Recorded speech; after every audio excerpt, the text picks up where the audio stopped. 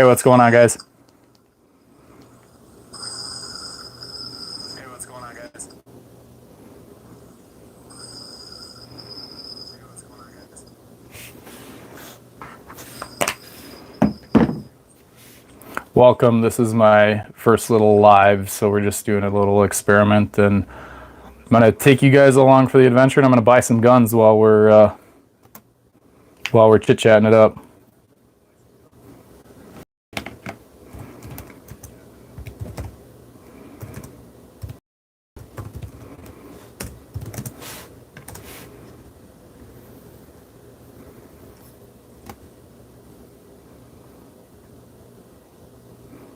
I'd love to show you a whole bunch of guns, but YouTube gets real whiny about showing real guns on live feeds.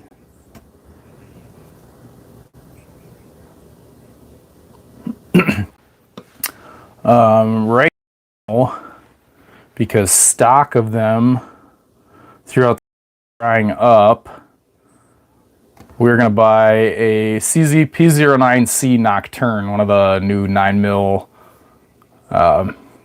CZ double action, single action, hammer fired, compact 9mm pistols. I'm a huge CZ fan. Call it what you may. The Nocturnes have a optic cut for the factory, so we'll obviously probably throw an optic on it. I do have a P07 Tactical, which is the compact, almost identical version of that gun. It's literally the same, but it just doesn't have the optic cut, and it's welcome to the optic revolution, or the red dot revolution rather. So I think every pistol now, even if it's going to be your carry pistol, should really have a red dot. You should be comfortable with it and fluent with it and proficient with it with iron sights, but definitely nothing wrong with having an optic on it. People say that, oh, optics will fail. You know, it's not if they'll fail, it's when they'll fail. It's a tool. I mean, as long as you change the batteries and are cognizant of staying on top of maintenance, I believe that if you treat your tools right, they'll treat you right. So, especially in an inclement situation, if you had to use it, God forbid.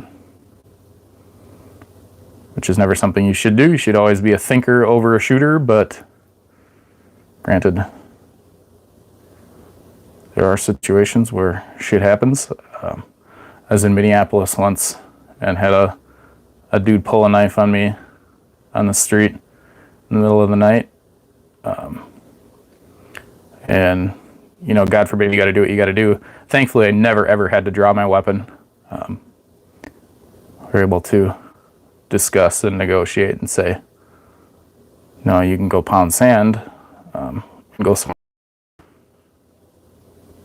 But I think being a thinker over a shooter is always super duper important. So I was looking at these P09C Nocturnes, and they were like $445 was dealer cost on them. I'm probably not supposed to say that, but too bad. Are you going to get your silver play button? No, actually, I cannot get my silver play button, Hunter, because I got a strike for showing Glock switches, and YouTube got mad. So now I have I don't know if it's a hold on my account for my silver play button. I should have, like, 18,000 subscribers ago, but I'll tell you exactly what they say here. Hang on, let me pull that page up.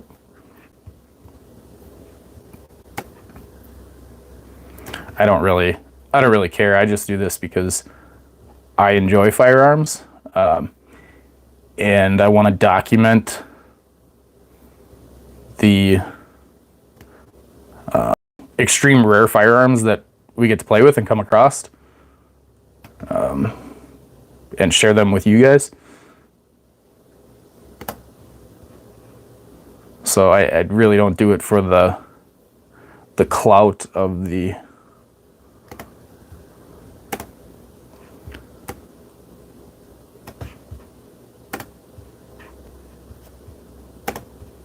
sorry, bear with me, and I'll tell you exactly what they said. It was something so stupid and arbitrary. It just goes along with YouTube's crackdown on gun tubers. They absolutely hate people. So your awards summary. You are currently not eligible. We've reviewed your channel and it may contain content that violates YouTube's policies such as our community guidelines or our advertiser-friendly content guidelines. Basically, you showed gun stuff that we don't like, so again, you can get YouTube play buttons off of eBay. Not that I looked, but I looked for like $40, and I have a laser engraver, so we could engrave it. And I was gonna do this just to like be spiteful. Again, I don't really care, but we thought it would maybe be funny for a YouTube short. We were gonna engrave one and throw our name on it and say that we got one anyways, even though we didn't from YouTube. And then we were gonna shoot the ever-living hell out of it with a full auto Glock or something similar, just to make people mad.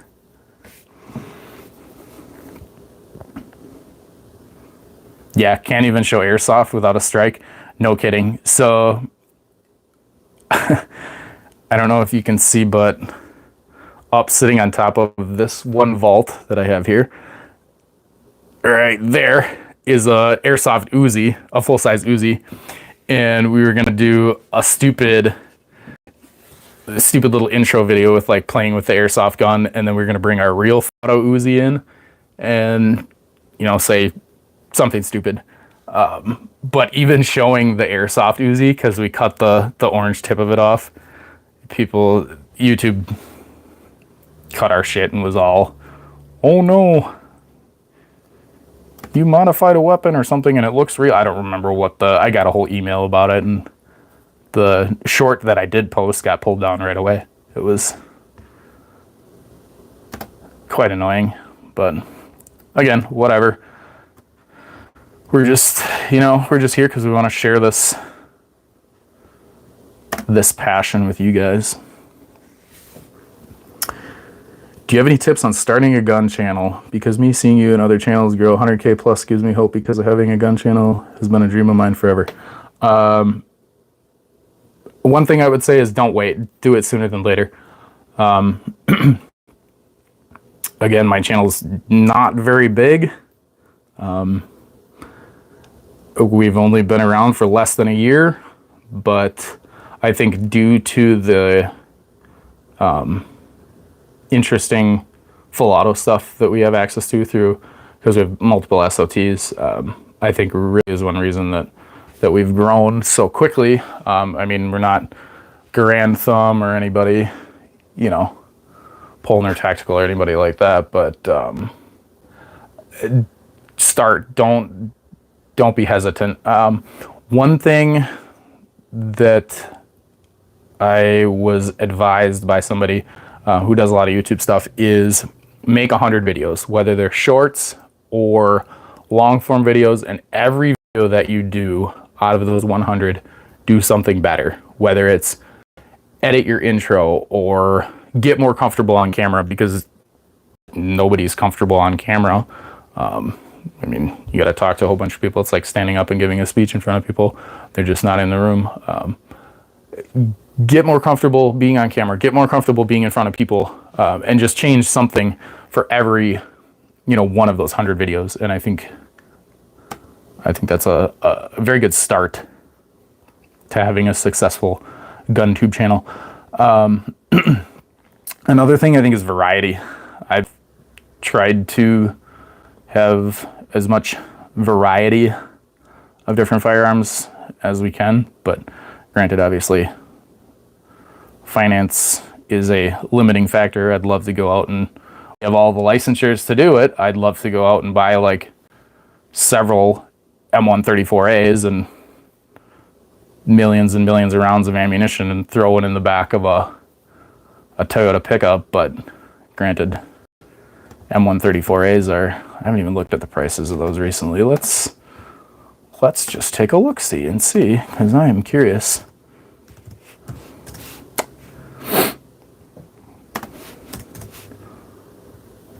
Barrels upon barrels upon barrels. So M134A barrels, 22-inch barrels for a lot of, the 6 of them is $4,000 just for barrels. And you're going to destroy barrels like literally every time you go to the range if you're shooting it how you should.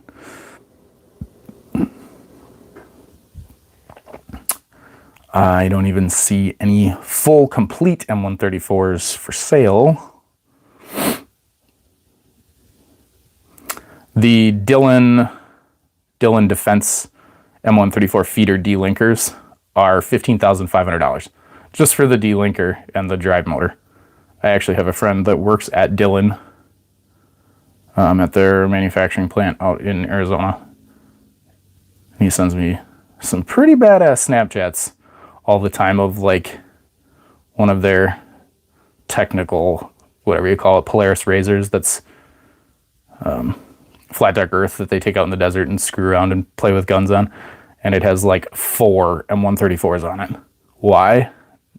Because they manufacture them and they can. Yeah, D-linkers are expensive. Links are expensive. Everything for them is just insane. The last M134A that I saw was like $120,000. So they're not cheap. Sorry, let me get back to some questions here. So yeah, tips on starting your GunTube channel. I wish I would have started mine a long time ago. I had this YouTube name or YouTube rights for like the last 10 or 12 years, but never ever did anything with it because I never really cared. And then up until like last February, we started posting content and people just ate it up and loved it. So I wish I would have started 10 years ago. I mean, start now. Ryan says M16A2 556. Yeah, we have a couple post samples of M16A2s. I would love to show all of them to you and hold them up in front of you. We've got one in 3-round burst, which is super fun.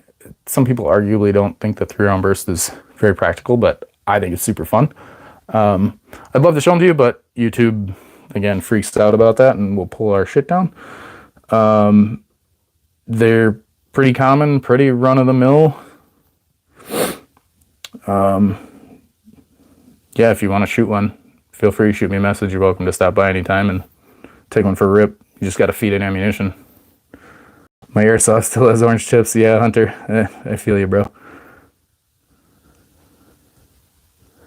You should make an Odyssey to put taken down videos in. Yeah, one Pug 7. We're gonna work on that. I just have so many irons in the fire. We also have a Rumble account that I'm trying to upload stuff to as fast as I can, and we'll get stuff on there, and I'll get you guys a link to it. At some point, it'll be posted. It'll be posted on our channel when it's all ready to go. I don't like posting stuff like a little bit at a time. I like want it all ready and then allow people access, if you know what I mean, if that makes sense. I still have yet to find, I want to find an M134A real quick, just to see what the prices are on those currently, because they're investment pieces and they always exponentially go up in price. And yeah, Hunter, because Bert, absolutely. I've got a couple 30 mil rounds Get in the shop. Those are quite the impressive rounds. Generally speaking, from what I've seen, M134As are going to run from like 120 grand all the way up to $250,000. I mean, they are stupid expensive, and I don't even see any for sale anywhere right now. Let's try Rock Island. Doesn't have any. Gunbroker doesn't have any. Nobody has them. So I've got a lot of connections in the SOT world. I mean, if we really wanted to get an M134A and we had, say we had 200 grand sitting that we could blow tomorrow, I could make a couple phone calls and then I could get one. But I mean,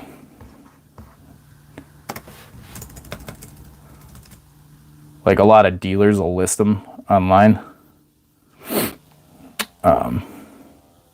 But they only sell them to SOTs. You gotta do all the paperwork and bullshit and to get them. But yeah, nada.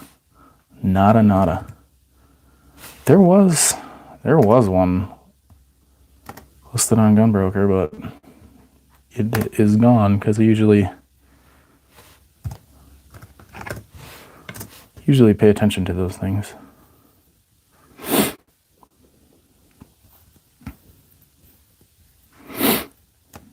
Yeah, if you guys got any more gun questions, drop them on down below. I'm just doing this just to play around and just experiment because I have not done a live chat yet, and everybody's messaging me, hey, do a live chat, just try it. I'm like, okay, why not? So what better way to try a live chat than to sit with you guys and BS about some guns while I'm buying guns.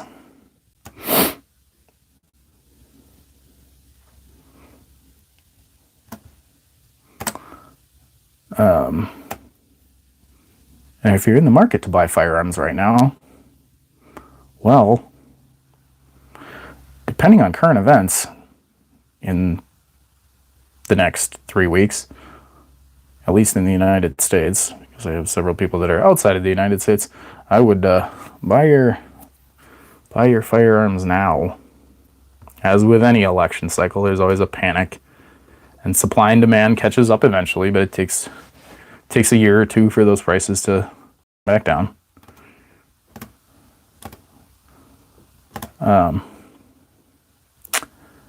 So I'm going to order one of these P09C Nocturnes right now. What do you guys think I should put on it for an optic? I was thinking something like a super small Vortex compact optic.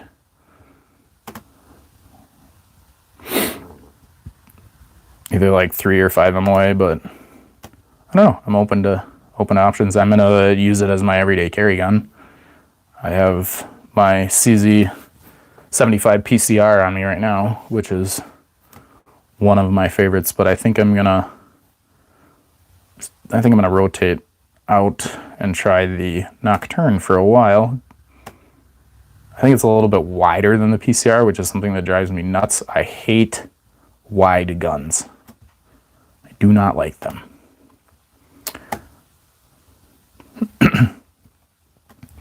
My CZ PCR that I have on me right now, granted I'd love to show you, but if I pull it out, I can't show a gun on a live feed unless it's behind me and I'm not touching it.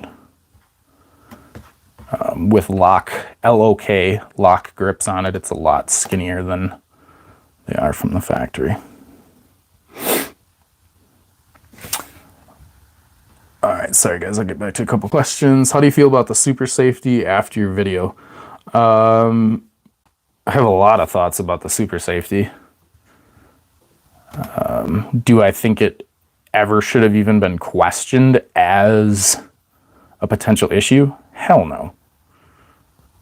It's a inadvertent forced reset trigger. I think, as from my experience working with ATF, DOD, the feds. They're very knee-jerky. They see something, that goes brrrt or shoots, fast, define fast, if you will. Are we talking, 20 mil or 30 mil fast, or are we talking M16 fast? So that's in my opinion, that's a relative question. Are we talking 3,000 rounds a minute, or are we talking 300 rounds a minute? What's fast? But I think as soon as the ATF sees anything that shoots fast, they freak out and go, oh my God, we need to obsess about that and look at that and blah, blah, blah, blah, blah. Do I think it's something that should be regulated? Absolutely not. In a roundabout way, it's a forced reset trigger, in my opinion. Yeah, I think they should be available to everybody. Unfortunately, the feds are like some Canadians that I know. They're a-holes.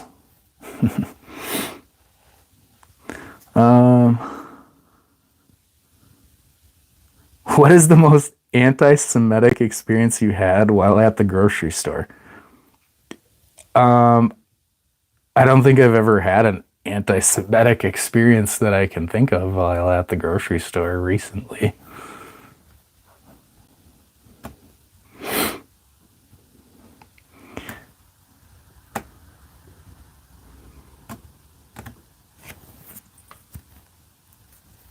I mean, I've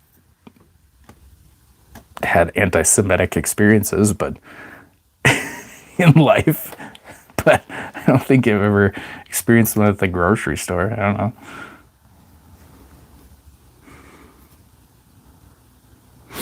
Hey there. Hey, Ron. What's up? Hunter, what's the rarest non-full auto you've shot? The rarest. First thing that comes to mind is a FG42 or Fallschirmjägergewehr 42. So it was a original parts kit that was put back together as a semi-auto gun. Man, I wish, because it was in the US, I wish it was select fire. But to build it as a select fire gun, then it needs to be a post-sample machine gun by an SOT, which is what most of our machine guns are. It's a whole slew of paperwork and expense and BS. So for this one to be legally owned and 922R compliant, 922R is the legality that gets into US made parts on a firearm. So you have to have so many US made parts on a firearm for it to be manufactured or sold or transacted in the United States. This specific one was absolutely badass. And man, I wish it was select fire. Hopefully someday I'll get my hands on one that's select fire, but they are very, very, very few and far between, and very, very hard to come by. There is a company that is making them in semi-automatic in the United States, but they are really expensive. Yeah, in 7.92x57. I think Smith's Manufacturing is the company that's making them. Yeah, they're pretty expensive. I think they're using demilled parts kits. Parts of them are demilled parts kits, I believe. And then they're remanufacturing the rest of everything into a semi-automatic weapon. Sorry, this is a super long article about them, and I don't want to read the entire thing. But yes, Smith Manufacturing is making them. And I will probably buy one someday. I guess these aren't in the realm of rare firearms, I should say. You know, you start talking rare firearms and stuff gets really expensive, but these are only about $6,000. Transferable ones now, on the other hand, are about 300,000. That I know because I have extensively tried to find one, and they are unobtainium unless you got buku money to spend. And when you get into expensive firearms like that, you don't even want to shoot them either. Especially if they're that old too. I mean, you know, an FG-42, we're looking at World War II era, so you know, we're looking at 80 years old. You know, if you put a round in it, in 80-year-old metal, it's probably going to hold up, but I don't know, you know, I don't know what chamber pressures of 792 by 57 are. That's exploding 4 inches from your face. 7.92 chamber pressure is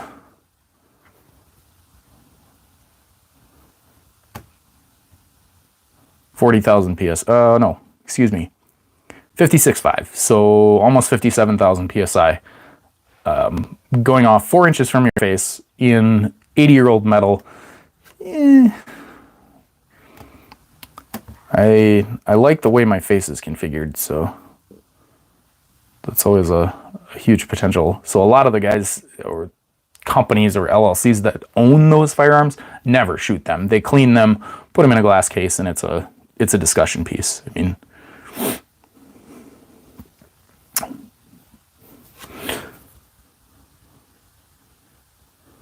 well, ATF can cry about it because at this point over 50K have been printed or sold. So in my mind, it's now common use. So the cat is already out of the bag and it's not going back in. One Pug 7, yeah, I agree with you 100%. 50K, I think your number is a little bit low. Personally, from what I've seen, I saw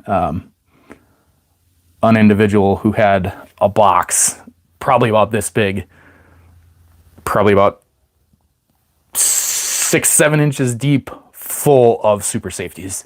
I mean, they had mass machining capabilities and CNC machining capabilities and machine probably, I mean, there's probably several thousand in that box alone. So I'd be willing to bet that there's a lot more than 50K that have been printed or sold or manufactured out of metal.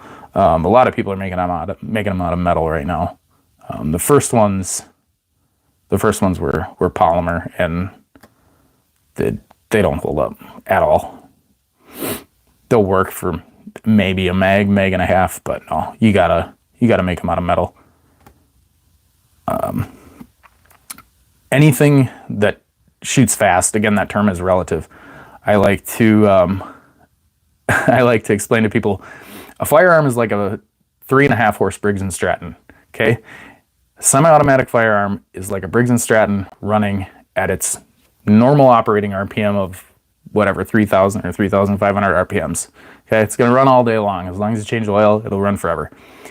If you take that same engine and now run it at 5,000 RPMs, 6,000 RPMs, 7,000 RPMs all day, like a full auto machine gun that shoots fast, all those parts are smacking against each other and tolerances burn themselves out a lot quicker, and they basically self-destruct and destroy themselves. So machine guns, everything is moving so much faster. So I shouldn't say machine guns because we're talking in regards to the super safety. Anything that's shooting in a relatively rapid sequence or quicker than normal fashion, i.e. in regards to the super safety, things are going to deteriorate and wear out much quicker. So they need to be made out of metal. Plastic, the polymer ones don't work very well. Yeah, I know there's the nylon, the carbon fiber reinforced nylon polymers now that are printable, but those are super difficult to print. Nozzle temperature on the printer's got to be right, and bed temperature's got to be right. It's a lot of work from what I've seen. But that technology is ever so improving very fast.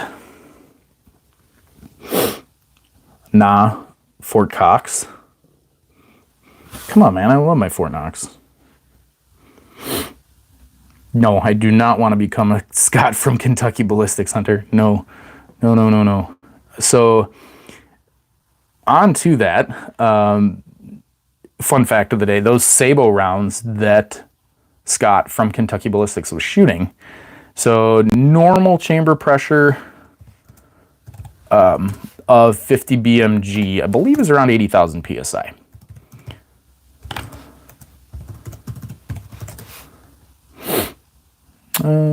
Anywhere from light rounds are 55,000 PSI all the way up to 85,000.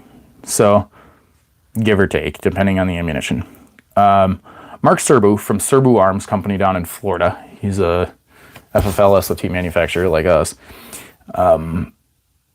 Took a couple of the Sabo rounds that Scott was shooting, and I don't know what means he has to test them, but somehow tested them with some sort of pressure device that he has.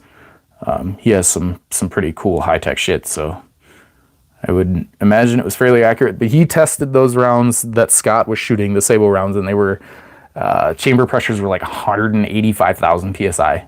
So pretty damn close to like double the chamber pressure, which is insane. I mean, 185,000 PSI. Think about that for a minute. Every square inch of metal has 185,000 pounds per square inch exerted on it. That's an insane, insane amount of energy.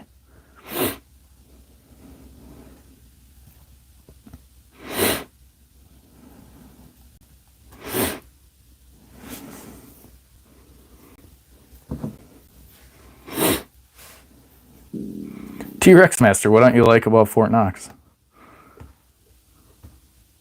My personal opinion, they're better than Liberty. They're all residential security containers. They just buy you time and fire protection. But I had this one custom made. I mean, this is a freaking, I spent $12,000 or $13,000 on it.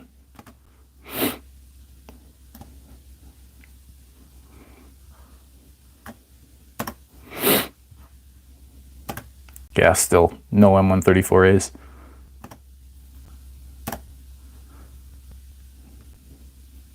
Spanish set me's. Those are always fun. H&K 33 parts kits.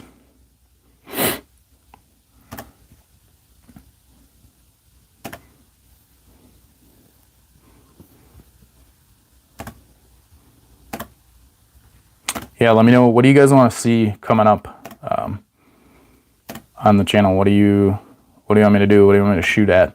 I was thinking for Halloween we could, I was going to attempt to get a whole bunch of pumpkins and have like a pumpkin carving contest with some machine guns. I think that'd be fun.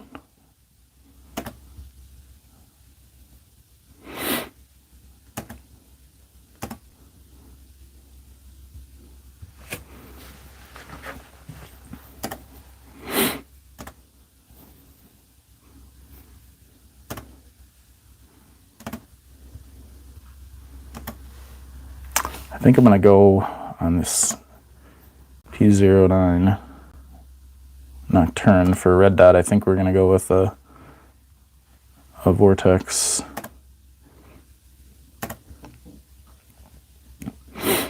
Maybe a Defender micro red dot. They have the Defender CCW.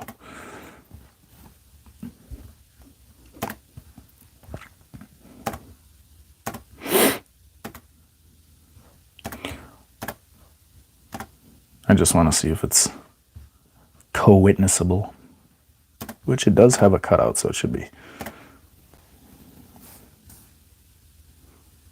Tannerite filled pumpkins? Yeah, we could do that. I do have a shitload of tannerite that we got to blow up.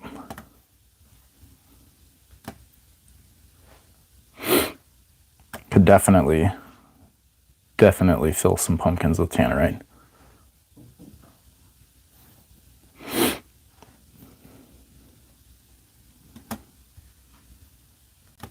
I've also got a 35-pound bucket of tannerite and a couple of mannequins.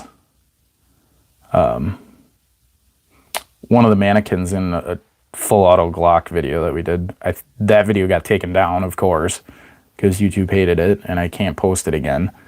I'm going to try and cut out and edit some of it and maybe see if I can repost it, because it's pretty cool. I have a cheap mannequin that we got off eBay that we made look like a piece of Swiss cheese. We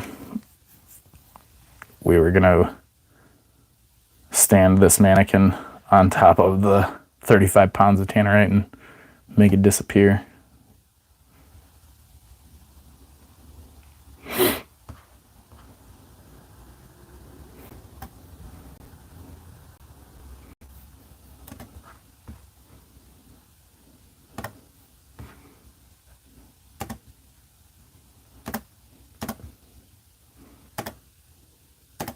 Yeah, I appreciate you guys for stopping by.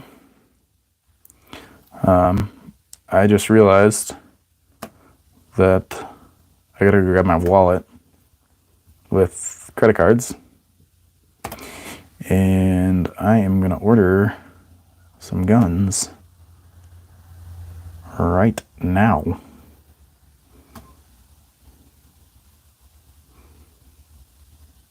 And now I've become Tannerite Destroyer of Mannequins. Yes, we're gonna blow some stuff up. Don't worry. I have multiple friends that have their Type 20 FEL, so their federal firearms, their federal explosives license, excuse me. So they get to play with a lot more cool shit than binary compounds. So tannerite has a binary compound. It's usually aluminum powder and some sort of potassium derivative, like Timothy McVeigh used in, well, you know where. I can't say that, but granted, these friends have access to a lot cooler stuff than binary compounds that has detonation velocities like 5 times that of tannerite, potassium perchlorate, and things like that. If you know where I'm going, I have to be careful with what I'm saying, but yeah, they blow up shit for a living. So it's just a matter of coordinating some time. They like to shoot machine guns and I like to blow shit up, so we kind of scratch each other's back. We just got to find some time to get together, and we will definitely film it and you guys can see it.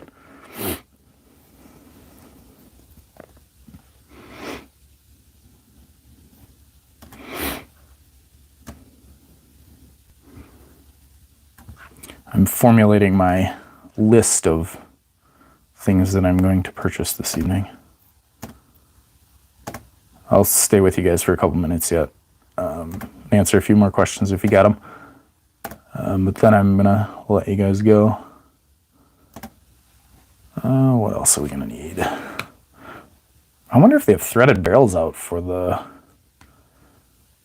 P07 or P09 Nocturnes yet. I wonder if the old P07, sorry, this is just a random shitload of numbers unless you know exactly what I'm talking about. I wonder if the old P07 CZ barrels would fit in the new guns. I will have to try that. I would assume that being the weekend is coming up, I probably won't get that firearm delivered. Maybe I might get it delivered Saturday. Usually if it's 2-day, they ship it FedEx. Usually UPS isn't running on Saturdays and Sundays unless it's a Saturday delivery. Can you open the safe? Yeah, I can, but as of recently, YouTube's new rules, they're all whiny about stuff because I have a whole bunch of shit in there. But how about this? Actually, you know what? Instead of opening the safe right now, I'll open the safe on a different live feed and we can look at everything in there. Because trust me, there's a lot of cool shit in there. There's a lot of cool shit. Just to give you a taste, there's 2 MP5s. There's an AMD 65, there's an RPK, there's an STG 77 Styrog. We got a VZ61 Scorpion, an Uzi, whole bunch of suppressors, shitload of pistols. Yeah, we'll go through it someday. Don't worry. That'll be your enticement to come back and watch my second ever live video of dissecting what is in the safe. Mind you, this is just one safe. I have 4 of them.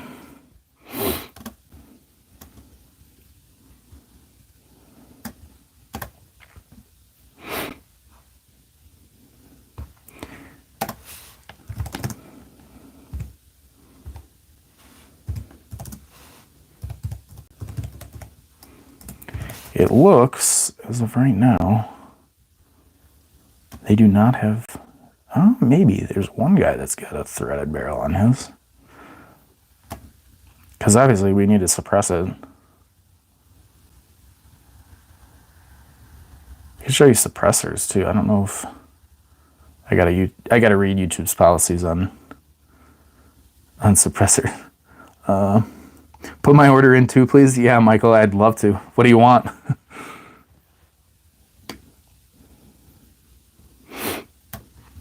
I wonder if Cajun Gunworks has one. I don't think they do.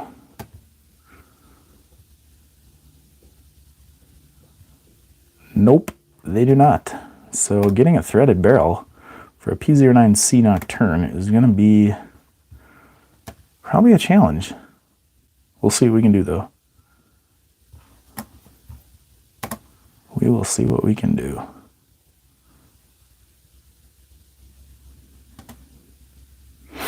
I would assume the barrels, I would assume they wouldn't have changed the tooling, so I would assume they'd be similar to the old P07 and P09s. I would assume. I don't have one yet, so as soon as I have one, we'll take it all apart and figure it out. Surprise me? What do you want me to surprise you with? We talking machine guns? We talking suppressors? You want a rifle? Pistol? I'd love to. If I was a multi-millionaire, I'd buy guns for all of you guys.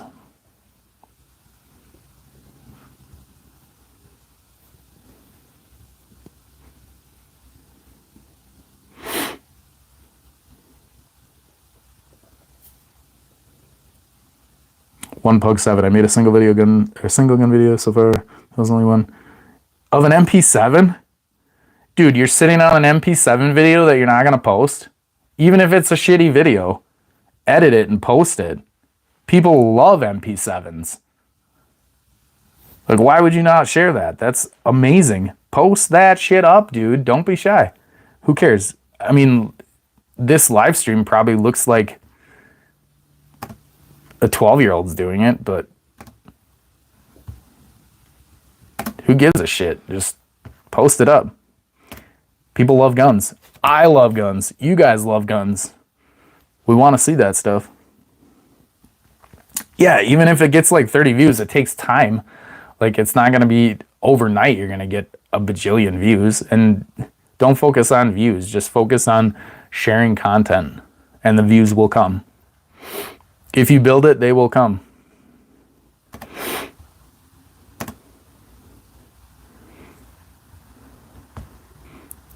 In the scheme of things, my YouTube channel is nothing. I have 118,000 subscribers. I don't know. I don't even really give a shit.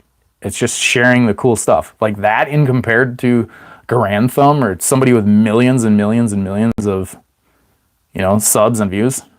It's just, I do it because I love to do it. You got to have the, if you love to do it, if you love to share that stuff, throw it up. That's what matters.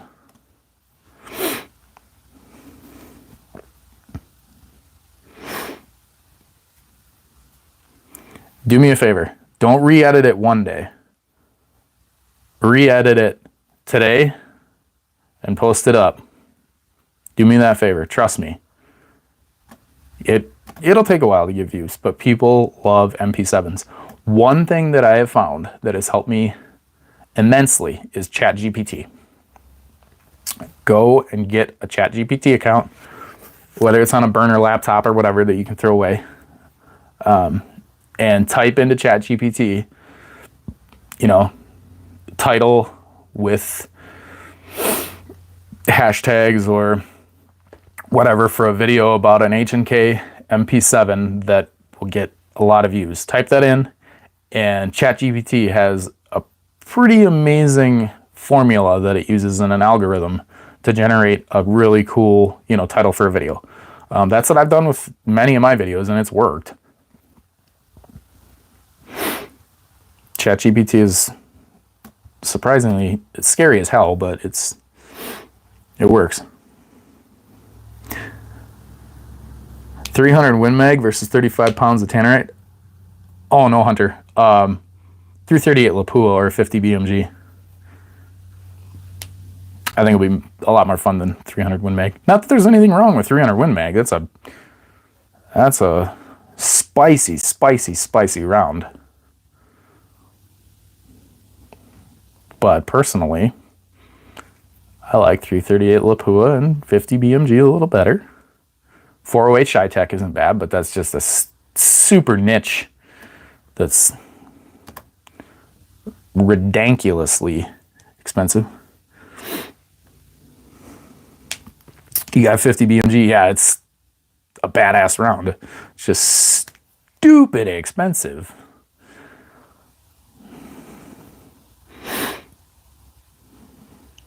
Got my Rugged Alaskan 360 in last week. That's a badass gun. Oof, that's an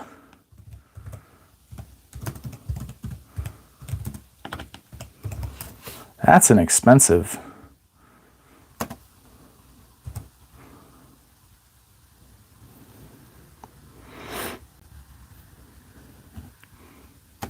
That's an expensive weapon. Or are you talking about the Rugged Alaskan Suppressor?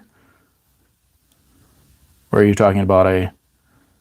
Oh, you're talking about the... Oh, okay. Sorry, bud. You're talking about the 36 cal suppressor. I thought you were talking... There's a Rugged Alaskan firearm chambered in 360. It's like 360... I don't even remember... 360 WSM or some weird ass round. And they're like crazy expensive. They're like 375 H&H Magnum. You got to be talking about the suppressor.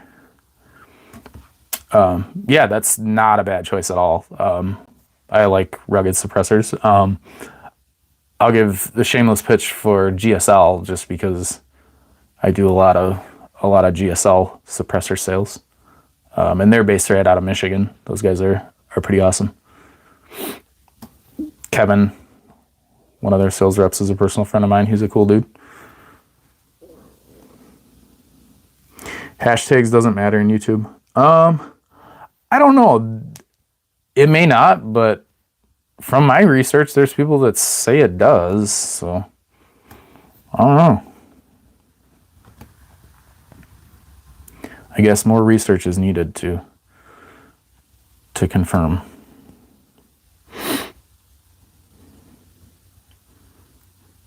AR-15 best ear gun. Ooh. Yeah, 360 Bushwhacker. Yeah, that may be it. Yeah, 360 something. I don't know. It's a super niche round that's really expensive. AR-15 best ear gun. Oof. So when you say AR-15, let's specify, what are we talking cartridge-wise? Are we talking 223 Wild? Are we talking 223? Are we talking 5.56 NATO? Are we talking 300 Blackout? Because technically you can have an AR-15 platform or an AR-15 receiver in literally endless options for calibers now. So, you know, 5.56 223 and 223 Wild are pretty damn hard rounds to suppress. They're gonna be loud. I would say probably something longer than a 16-inch barrel, but probably less than a 22-inch barrel. It's not really gonna matter on the brand of the lower or the brand of the gun. And then suppressor wise, I'm gonna say one of the old OSS suppressors is probably gonna be your best bet. One of the flow through cans. I'm not gonna show you what's in here, guys, because this is the secret that we're gonna share on a different video. Let's see here. Let me find. I don't even know where that suppressor is right now. Fucking first world problems, right? Okay. I'd like to show it to you, but I have so much shit in here, and I don't remember what gun it's on. Bear with me. I know this is like watching a monkey fuck a football. You got a lot of threads to unscrew. There we go. All right. We'll show you what's in there a different day. That's going to be for the second live feed ever. Trust me, you guys won't want to miss it. You'll love what's in there. So I'm pretty sure that you can show suppressors on YouTube live feed. If not, I'll get canceled again for this. So coffins, back to your question before. If it's 5.56, 223, 223 wild, it's hard to suppress no matter what. My experience is one of the old OSS cans with the flow through baffles. I think that these work quite well for 5.56 NATO, 223, 223 wild. These come apart into all sorts of cool pieces. This is a K-can or Kurtz being German for short. That's where the K-can configuration comes into play. This is dirty AF. I don't think I might be able to get it apart. Well, maybe. So this can comes, she's stuck. Yep, stucco.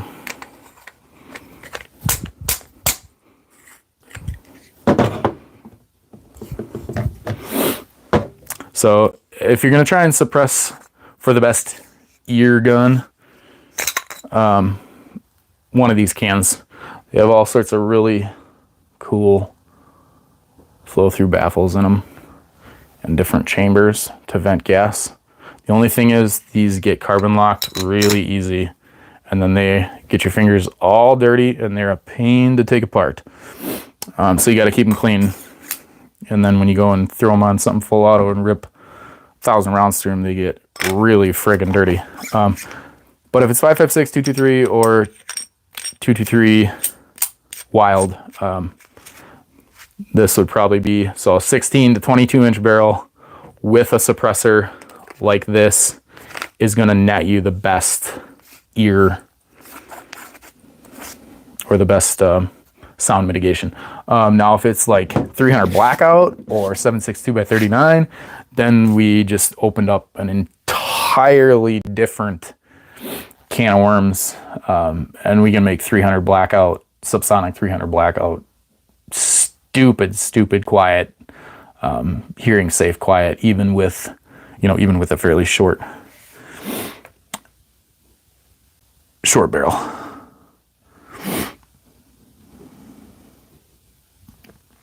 Do you like the GAU 8 Avenger?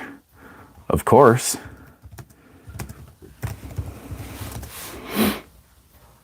Yeah, GAU 8s are awesome.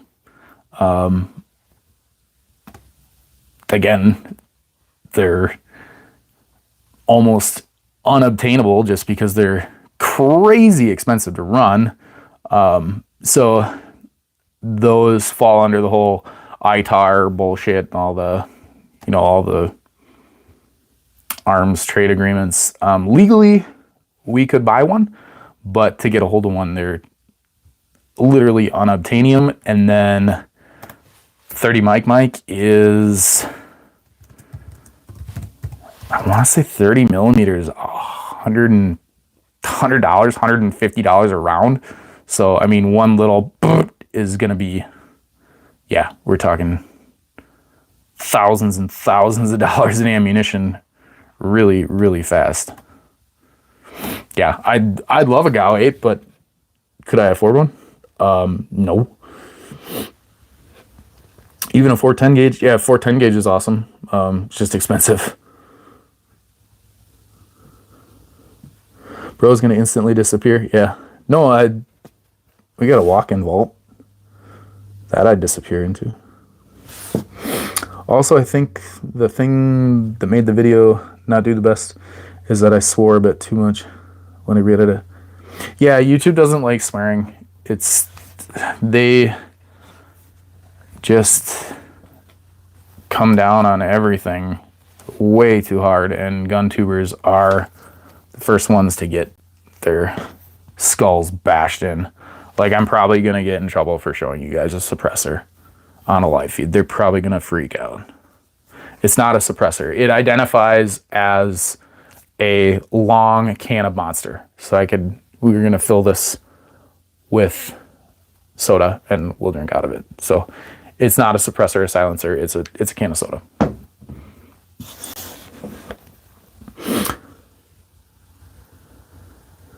I was just joking. Owning a real gun is illegal here. Where are you talking about? It's just about everywhere in the world. It's legal to own firearms. You just have to go through a lot of BS depending on where you are. I've got friends all over the place in places that you're not even allowed to own firearms theoretically, but you can if you have the right paperwork in foreign countries. Also bigger than an F-150. Yeah, Hunter. Yeah, no kidding. Absolutely. 250 around? Holy man.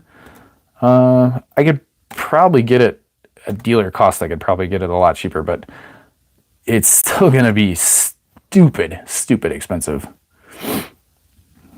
Yeah, and they're heavy. And another thing too, where are you going to shoot it?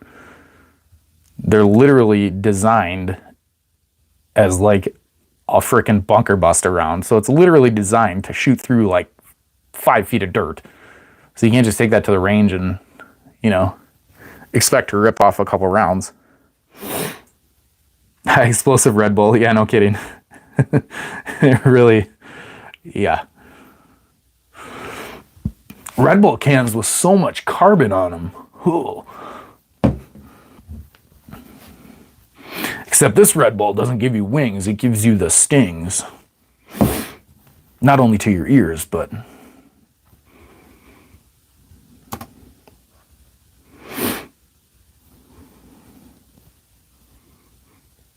And also, how are you going to shoot it? Because they do make...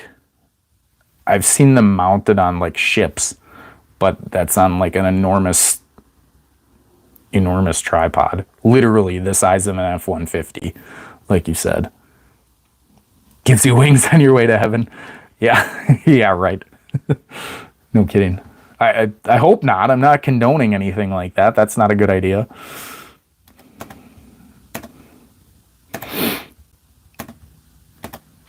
How about it gives your white-tailed deer its wings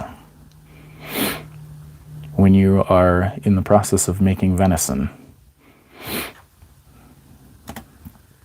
We'll say that. Yeah, dude, a GAU 30 is gonna be just unobtainium to shoot. Like, the DoD has so much money to throw at things, it just doesn't matter. Like, 1 million rounds of ammunition for them is like, oh, that's a daily occurrence.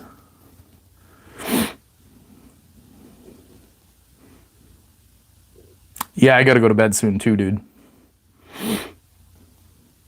Killing a deer is like unaliving a man here. Coffins, or Coffin Z, where are you from, man? I'm just curious. I'd like to look up some of the laws that you're talking about wherever you live. Post in the chat where you live, bud. I'm curious. Unless you don't want to, don't then.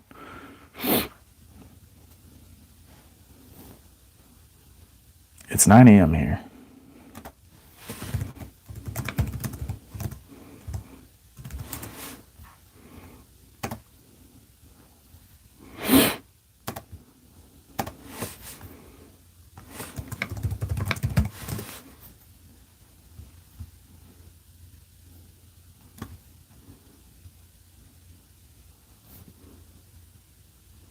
Oh, you're in Nepal. Wow. Thanks for watching, dude. Holy crap.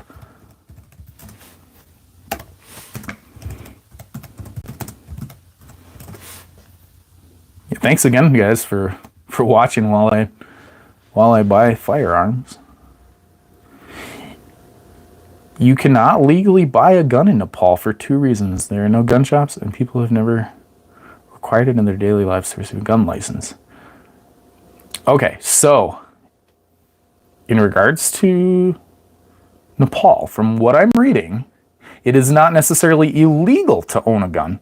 You just need to apply to the Home Ministry via the district office with a plausible reason or concern that satisfies the criteria.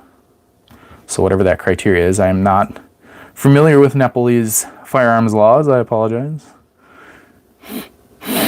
So it looks like you need to prove, you need to prove a reason. So it's not illegal. So it's not banned. It's not against the law. Do citizens carry guns? Yes. Yes. Yeah, Coffinsy. I could more easily be prime minister than own a gun. It's really that difficult? I'm sure if you have some sort of a business, I'm willing to bet there's ways around. Knowledge is power, my man. Knowledge is power. Granted, I'm sure it's difficult. I don't discredit you one bit on that. Proposed amendments to Nepalese firearms law. Holy man.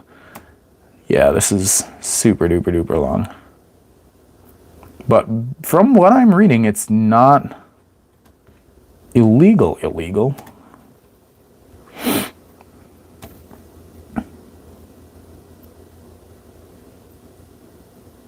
Akbar, hi. Hello. So we're looking up Nepalese firearms laws real quick, just because Coffins said that he could more easily be prime minister than own a gun. Their laws are very strict. Regulations regarding firearms and ammunition, including licensing. Yeah, you just have to, so you have to pay a required fee and you have to get approval from a chief district officer. So I'm sure like even if you're a police officer, there's prohibited locations. Yeah, there's prohibited locations everywhere, even in the United States, that you can't carry a firearm. Many public places, including government offices, hospitals, airports, educational institutions. Okay, that's very similar. Prohibited individuals, can't have a history of domestic violence, substance use disorder, mental illness, or depression. Yeah. Who legally owns a gun. Never met anybody who legally owns a gun except for laws people. Okay, interesting. Very interesting. I'll look into that more. I'm genuinely curious. Thank you for sharing that, my man. Thank you. I appreciate it. I appreciate you all. Thanks, guys, for stopping by. I know I said like a half hour ago that I was gonna go because I gotta go get my credit card to throw down some dough here and buy some guns. Now that I got my list started. So yeah, I'm gonna have to let you guys go soon. I appreciate all of you. Thank you guys all for stopping by. If you got questions about firearm stuff, or if there's something you want to see on the channel, please drop a comment, let me know, and we might not be able to make it happen right away, but I will try my hardest to get it on camera for you. So, crippling gun broker addictions. Oh, the other PewTube. Hey, I want to buy your name. Yeah, I have a crippling gun broker addiction, and I have a firearms business, so it's hard, my man. AA12. So the AA12s that FPS Russia had, what guns do I have? What guns do we not have? That's the question. In a different video, we'll show you some guns. So we have multiple SOT manufacturing licenses, just real quick to add to that. So we have lots and lots and lots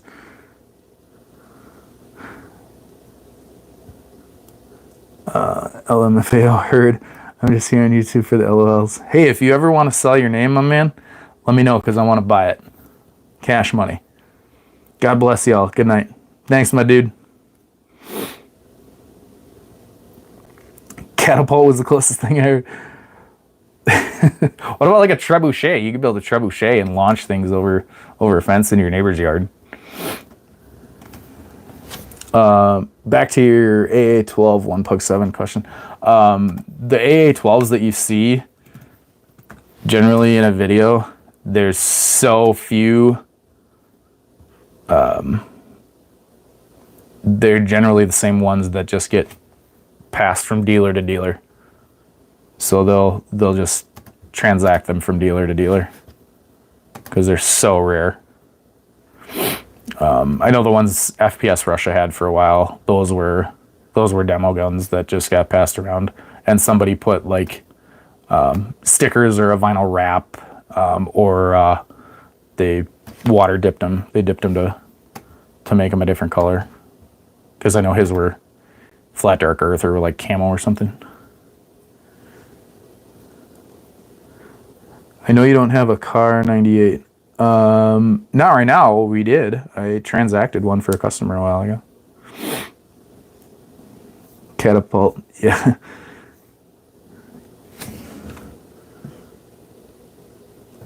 I mean, hey, coffins. The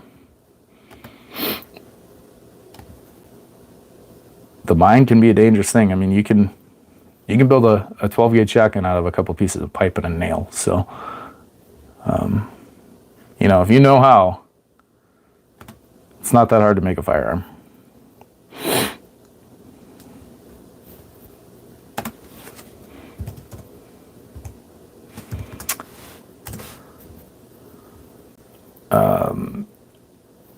No, we did transact a Car 98, and then did an Arasaka. Yeah, AZ. Yeah, I know. Yeah, it's the earlier version. We did it was a Arasaka, and then I did a G43 as well for somebody. I have a customer who is my business has a customer who's a World War II gun nut and does reenactments and all this stuff, and wanted me to find some very rare rifles for him, so I did.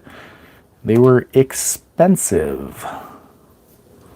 The G43 was like $5,000 with the markings that were on it, because he wanted a specific era with, or specific gear with specific Nazi markings and all sorts of crazy shit on it, and I found one for him. It was hard to find, but we got it.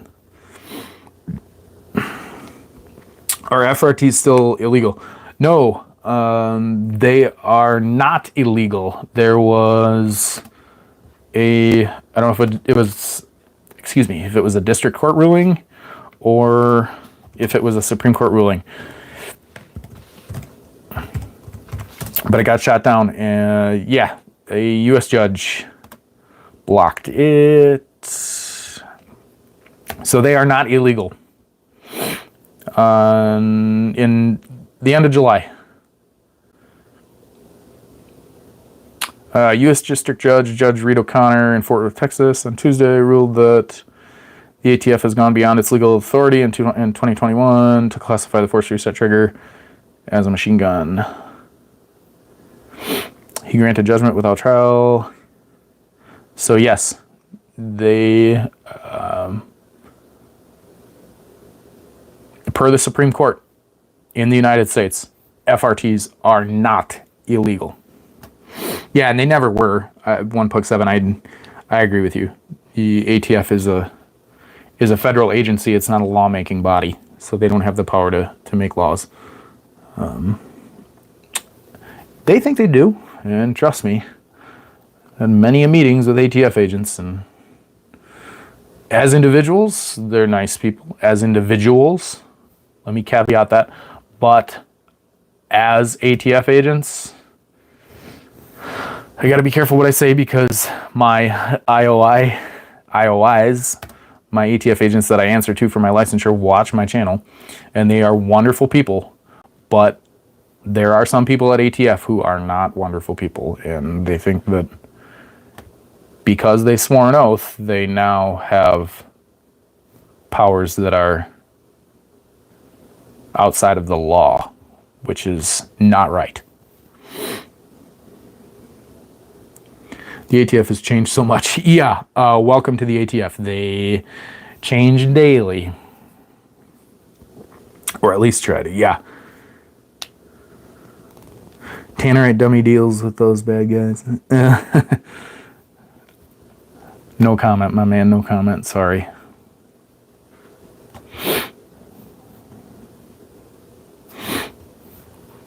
All right, guys. I gotta complete this order. So I gotta get my credit card. I appreciate all you. I'm gonna peace out. Thank you guys. I appreciate all you. Welcome to my first little live feed. Thank you for stopping by. Drop a comment down below what else you want to see. And I gotta skedaddle. So thanks guys. Appreciate you. Peace out.